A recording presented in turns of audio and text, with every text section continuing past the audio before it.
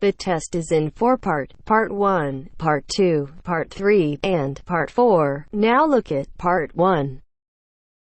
Part 1. You'll hear a lecturer talking to students about the ozone layer and CFCs. First, you have some time to look at questions 1 to 7.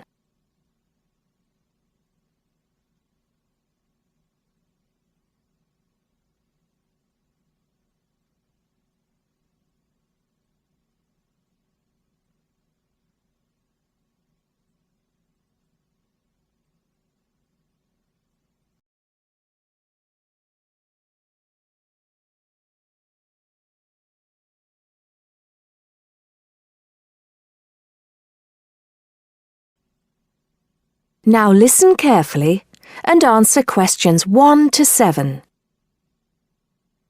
Today, it is well known that CFCs, or chlorofluorocarbons, can do immense damage to the ozone layer, which protects the Earth from harmful radiation from the sun.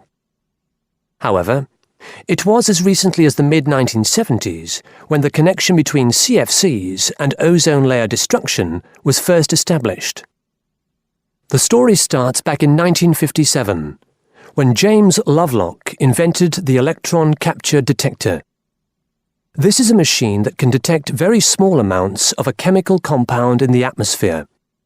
Indeed, using the machine, it was Lovelock who was the first person to detect the widespread presence of CFCs in the Earth's atmosphere.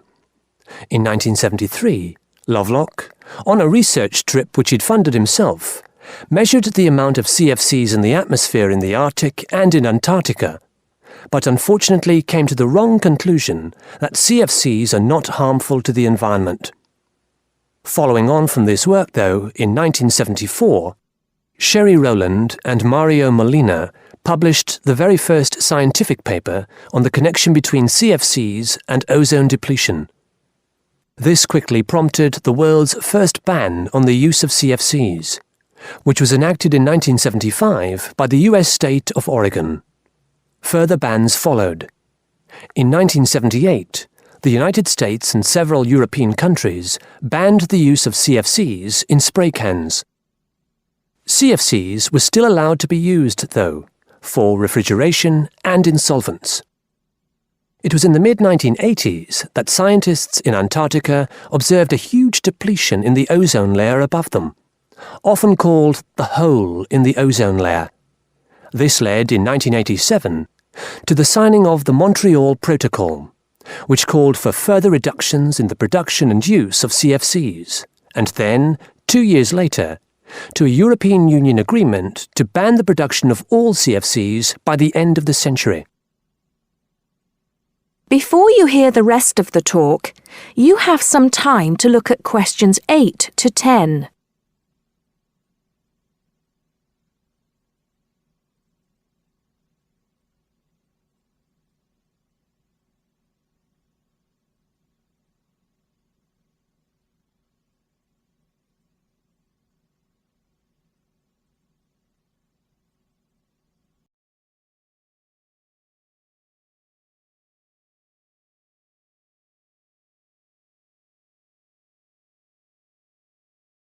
Now listen and answer questions 8 to 10.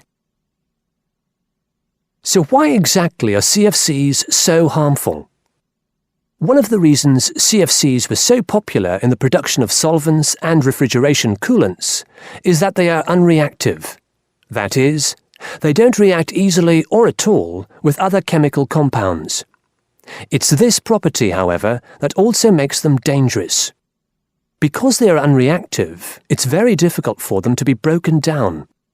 This gives them a long lifespan, more than 100 years in some cases, and allows them to rise into the upper levels of the atmosphere, the stratosphere, unchanged. There, ultraviolet radiation from the sun starts to break them down, freeing the chlorine atoms from the CFCs. It's this chlorine that helps destroy the ozone there.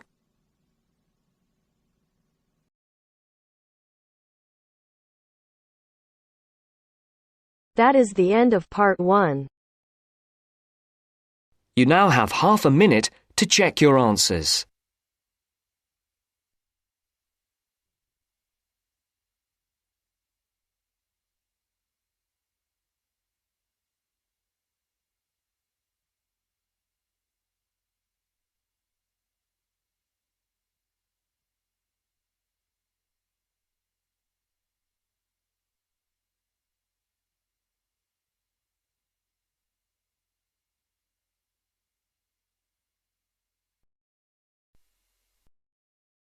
Now turns to part 2.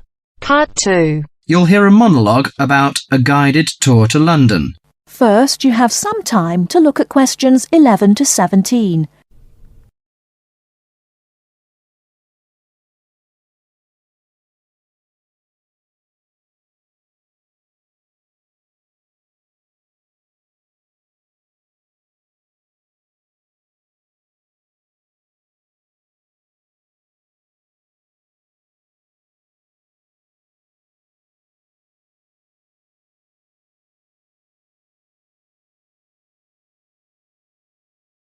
Now, listen carefully and answer questions 11 to 17. Hello, can I just have your attention for a minute? Thank you. My name is Mary Golding. Some of you may recognize me. I used to be a lecturer here at the college, but I changed jobs last year and now I work as the student officer. Okay, well, I'm in today to tell you about a guided tour that we've got going to, London. Well, this will be a good chance for those of you who haven't been to London before to have a look at this beautiful city. I think those of you who come will thoroughly enjoy it. The trip is going to be for 5 days, from the 31st of March, which is a Saturday, to the 4th of April, the following Wednesday. We'll be taking a medium-sized coach, so there'll be 45 places on that. Last time it was a minibus with only 16 places, which proved insufficient for students' needs. According to the London Development Agency, London has over 200 museums, 500 cinema screens, 108 music halls, and 5 symphony orchestras. Needless to say, we can't see it all in one day. Here are some major sites we are going to tackle on the first visit to London. On the first day we're in London, we'll be going on a boat trip up the River Thames and up the London Eye. The Eye is a giant modern Ferris wheel which stands on the south of the river, across from the Houses of Parliament. The boat cruise is included in the cost of the trip, so you won't need to worry about spending extra money. But you have to pay to ride the Eye to gaze out over the vast city. After that, we'll visit the Houses of Parliament. The Houses of Parliament, also known as Westminster Palace, was designed in the Gothic style.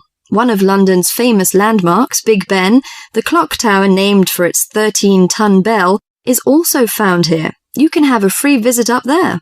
I think you all know Westminster Abbey, one of the most visited Christian churches in the world. There is no admission charge for this, but there are lots of souvenir shops around, so you might need some money for those.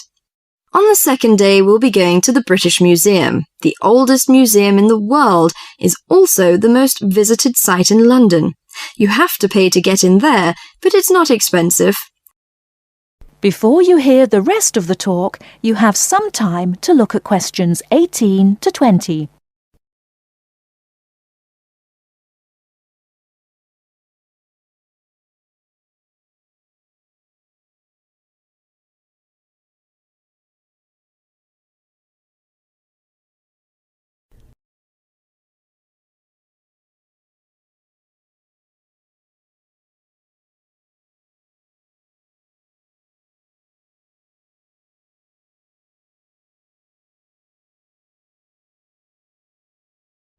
Now listen and answer questions 18 to 20. Also the most visited site in London. You have to pay to get in there, but it's not expensive. The museum's newly constructed £100 million Great Court, a 2-acre square enclosed by a glass roof, is the largest covered public square in Europe. It is called the Great Court. On the third day, you'll be free to do whatever you like. Personally, I recommend the Natural History Museum. It has over 68 million specimens. Fun exhibits include the Blue Whale exhibit, Rainforest Gallery, Earthquake Experience, and dinosaur displays. The Globe Theatre is a place worthy of visiting. The original Globe Theatre, where actors performed William Shakespeare's plays, burned down in 1613.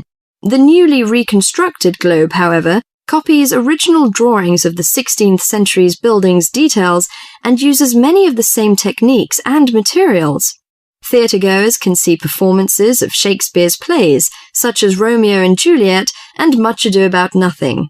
If you'd like, can you sign up on this form on the student notice board by Friday? It'll be first come, first served. That is the end of part 2.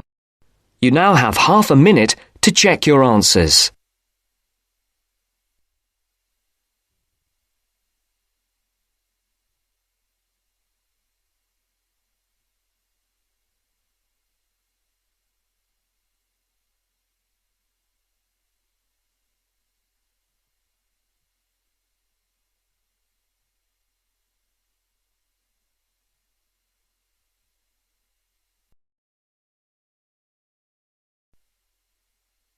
Now turns to part 3. Part 3. You'll hear an introduction about canoeing. First, you have some time to look at questions 21 to 24.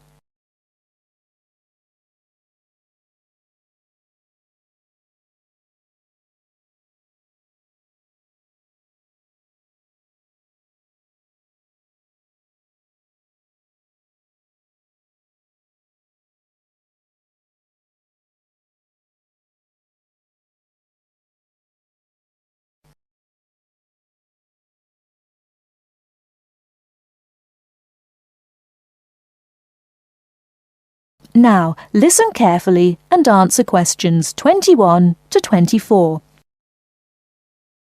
Have you imagined paddling around on a river in a small boat? Canoes, which are narrow boats and usually hold 1 or 2 people at the most, are particularly well known for being unstable and turning over in the water. But more and more people enjoy this dangerous sport. Today, Cynthia Bocci, an adult education teacher and an addict of canoeing as well, will share her experience of canoeing with us. Cynthia, when did you begin this sport? Well, I started it 6 or 7 years ago, and soon I got attracted by the exercise. I have to admit that it brings me great fun. It's become part of my life. So, could you describe how you do it? At first, I think you need some like-minded friends. The friends who share the same interest with you. It's no fun at all if you canoe alone. Usually, we assemble in a parking shelter near the Island Lake Recreation Area. We pull our canoes from inside the vans, lift them from atop the cars and trucks, and attach wheels to help transport them to the shores of the lake beside the boat dock. What equipment do you need for the sport? Well, first and foremost, a canoe, of course. The price ranges from £300 to £700, depending on the material they're made from. The more you can pay, the better, really. Personally, I wouldn't look at anything under £500, but that obviously depends on your budget. You also need a hard helmet to protect yourself against rocks when you fall out of the canoe, and believe me, that is very likely to happen. Because of this, it's a must for a beginner to wear a wetsuit. Oh, bathing suits don't work really. Sometimes a life jacket is a necessity in case you fall into water and no one else is nearby. Before you hear the rest of the talk, you have some time to look at questions 25 to 30.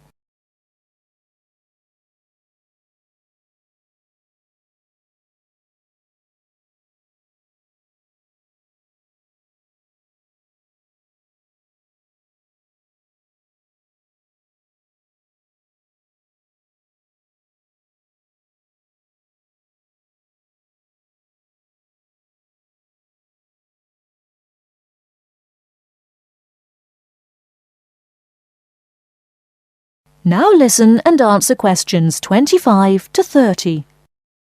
Think it's all worth it? Absolutely. I just love it. It's exciting, exhilarating, yet it's peaceful and it's calm. You can work as hard as you want to, or you can take it easy. In addition to having fun, canoeing offers a workout without realizing you're working out. Besides being a great exercise, which is good to heart and lungs, you gain strength and mobility. You build strength not only by paddling, but also from lifting and carrying your canoes. You can also exercise your mobility. Frankly, I never had upper body strength until I started canoeing. Now I can pick my canoe up and carry it on my shoulder with no problem. However, it's not just a workout of the upper body, but also a total body workout. If you're doing it correctly, it's a great calorie burner. And more important to me, paddling isn't strictly about exercise. It's as much about the peace and relaxation that comes from being out on the water. I saw it described on a brochure as liquid medicine for the soul, and that is so accurate. It allows you to take a mental break from your ordinary routine. It's a lot of fun and you meet a lot of great people.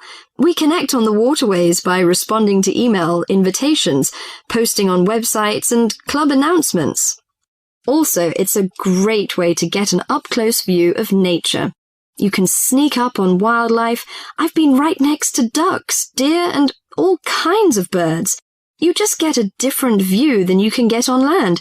I especially enjoy camping by canoe. It's like backpacking without having to carry a pack on your back.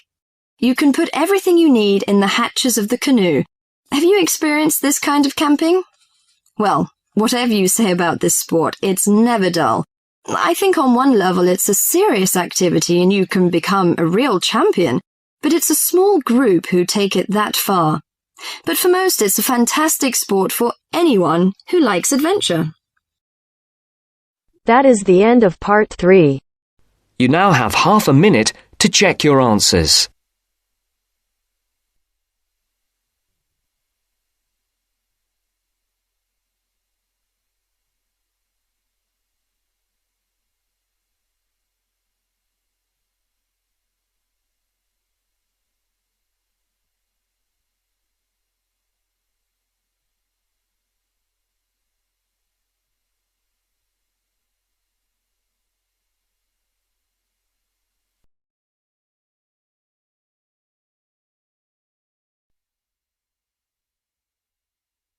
Now turns to part 4. Part 4. You are going to listen to a student, Liz, giving a seminar presentation on advertising. First, you have some time to look at questions 31 to 40.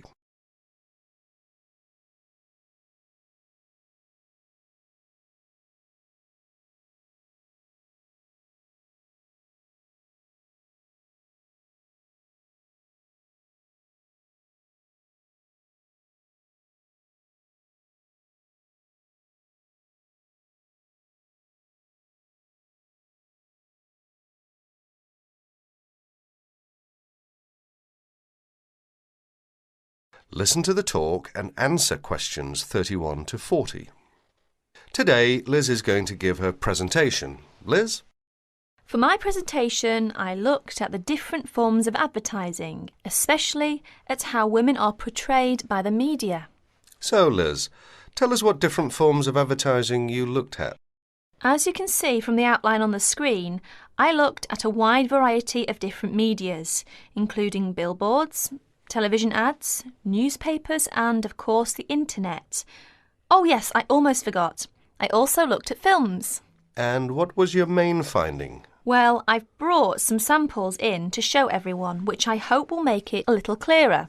But first of all, I'd like to take a look at this first advert, which is from, believe it or not, a popular women's magazine. Now, even though this is a women's magazine, as you can see, women are portrayed in what we might call a submissive role. That is to say, that they are always the ones doing the housework, going shopping, or caring for the baby. In fact, you may notice that most adverts concerned with household products, such as cleaning materials, as well as food and baby items, are generally directed at women.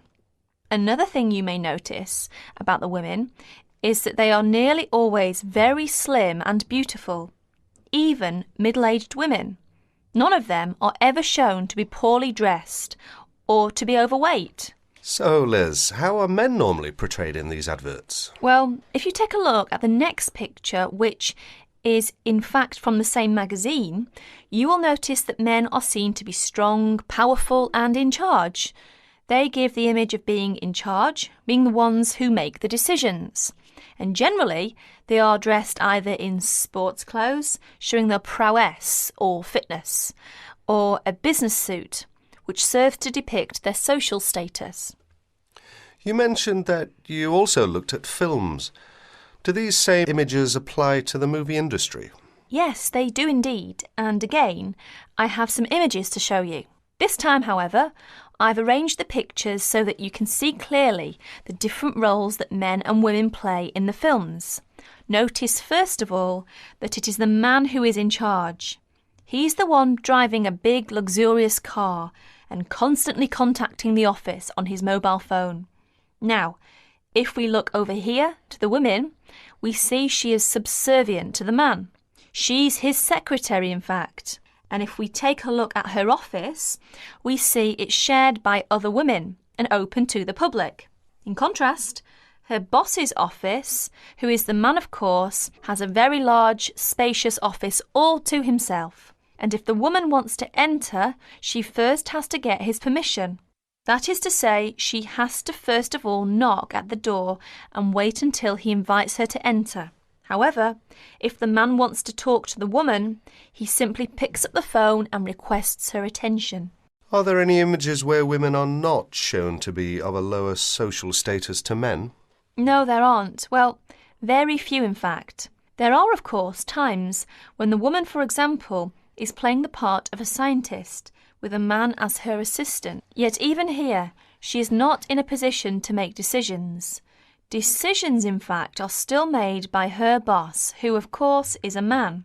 In other less extreme conditions, such as we can see here, the woman is playing the role of a housewife and mother, while her husband goes out to work to earn the money. In other words, the man is seen to have more control over the situation than the woman, who has to rely upon her husband for her livelihood. So, how far do you think this reflects real life? That's hard to say because generally women do tend to do more housework and cooking than men.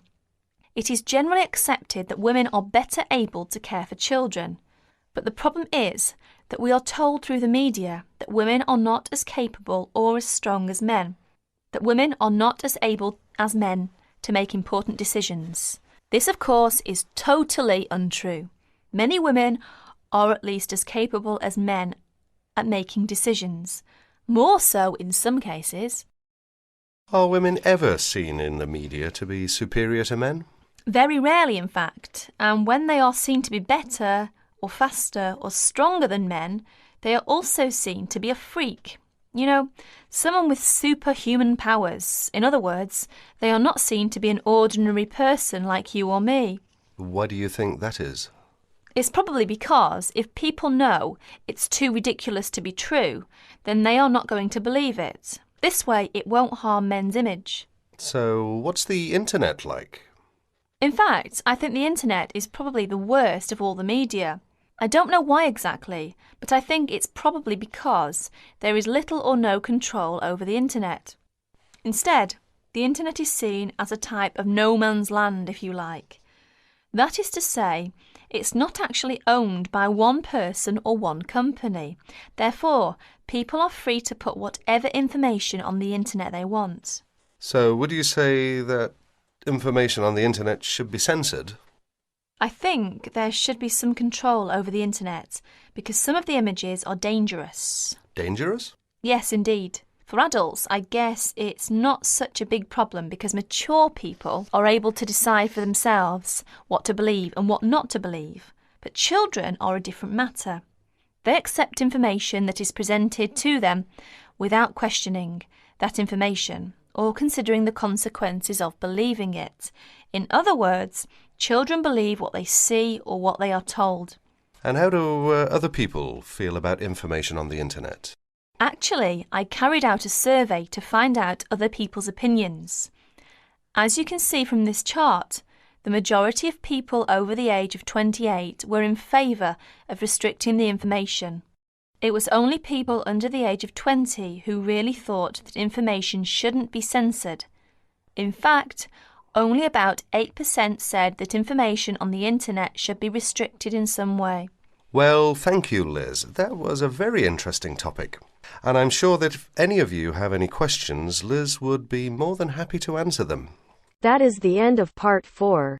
Our hearts beat to the city streets. We began to feel the fire. We rise like tall buildings as the chemicals, they take us higher. The night's young, it has just begun as she puts her hand in mine.